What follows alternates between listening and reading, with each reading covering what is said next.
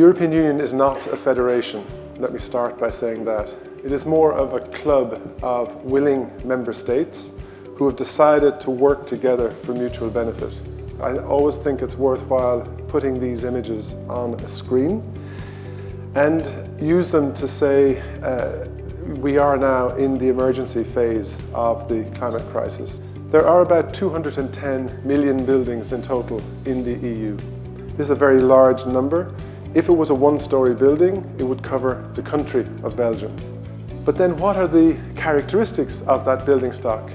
They found that only 3% of buildings with labels are A-class, and it's an A to G class rating system.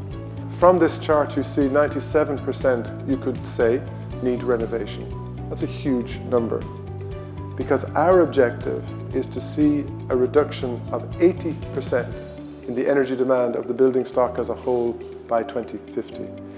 And we make the message repeatedly that if we are going to have a successful energy transition, we absolutely have to cut consumption, cut demand, to make sure that the amount of energy we need to produce through renewables is as small as possible. The targets reduce greenhouse gas emissions from buildings by 60% by 2030, to reduce energy demand by 14%, to reduce energy for heating and cooling by 18%, and to deep renovate 35 million building units. We have a mandate to go hard and to go clear and with confidence to deliver the design solutions. That is what people want. They want us to tackle the climate crisis. They want us to tackle inequality, and we must do both together.